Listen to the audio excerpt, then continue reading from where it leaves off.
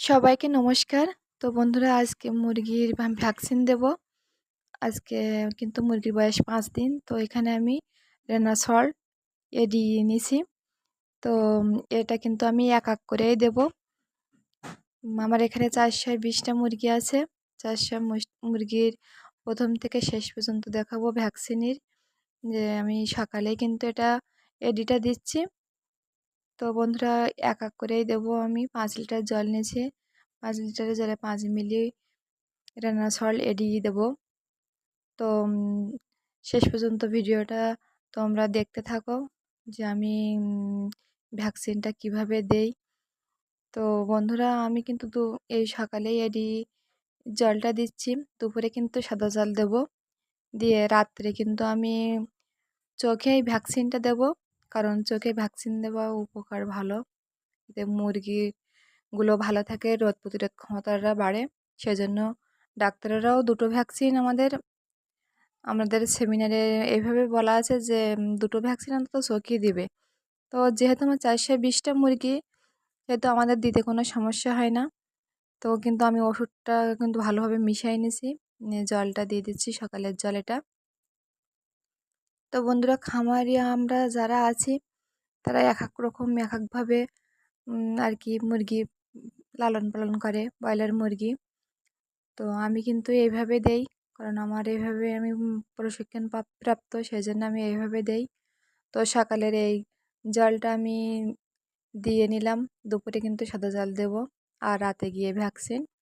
তো ভ্যাকসিনটা কিন্তু আনতে হবে আমাদের আর কি ঘরের থেকেই।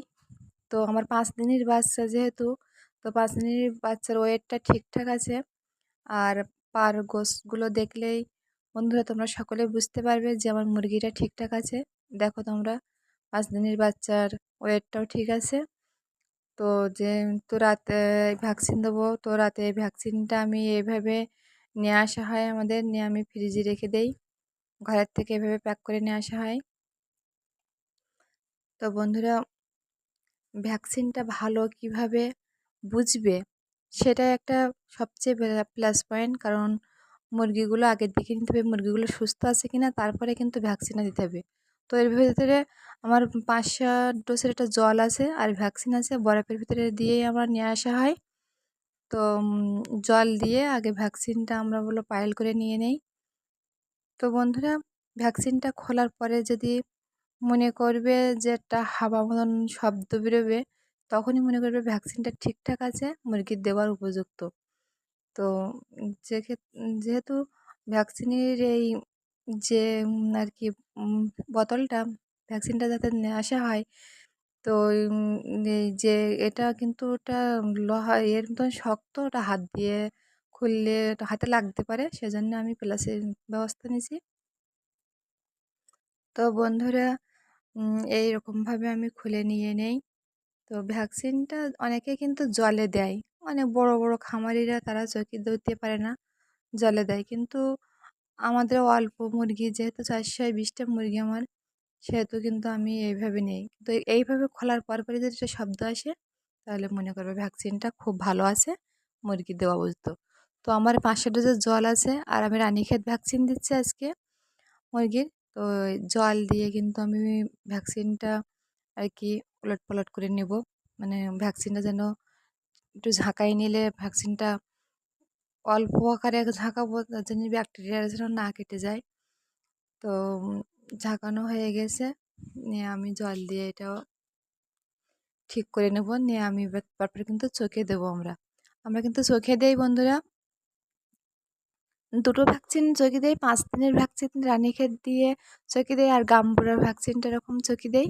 তারপরে আর দুটো ভ্যাকসিন, ৪টে ভ্যাকসিন পড়ে। আর দুটো ভ্যাকসিন কিন্তু আমরা জলেই দেই। তো তার ভ্যাকসিন দেওয়ার আগে কিন্তু আমি জলের পটটা তুলে রেখেছিলাম। কারণ জলের পটগুলো তুলে রাখলে চোখে দেওয়ার সঙ্গে সঙ্গে ওদের ভালো কাজটা করে। সেইভাবে আমার হচ্ছে গিয়ে জলের পটগুলো তোলা ছিল আগের থেকে। তো আমি কিন্তু কাপড় দিয়ে ঘিরে নিয়েছি এবারে মুরগিগুলো নিয়ে সব এক জায়গায় জড়ো করেছি। এইভাবে আমি ভ্যাকসিন দেই। তো বন্ধুরা খামারের সাথে যুক্ত আছি অনেক বছর। মুরগিগুলো সন্তানের মতন করে লালন পালন করি। কারণ মুরগির বাচ্চাগুলো যেন সুস্থ থাকে সেদিকে সবসময় খেয়াল রাখতে হয়। আর এখন যেহেতু বর্ষার সিজন, সেহেতু বেজির উৎপাতও খুব বেশি আমাদের এলাকায়।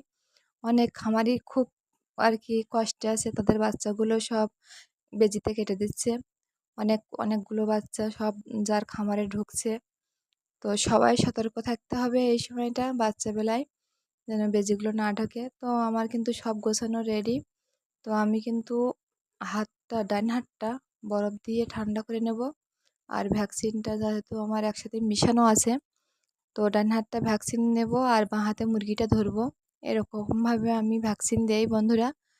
তো আমার এই ভিডিওটা যদি ভালো লেগে থাকে, তাহলে তোমরা সকলে আমার পাশে থেকো, ভালো থেকো, সুস্থ থেকো।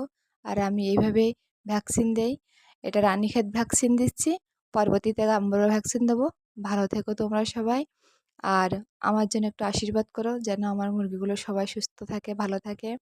আর প্রত্যেক খামারিকে বলবো, তোমরা সকলেই তোমাদের মুরগির দিকে খেয়াল রাখবে।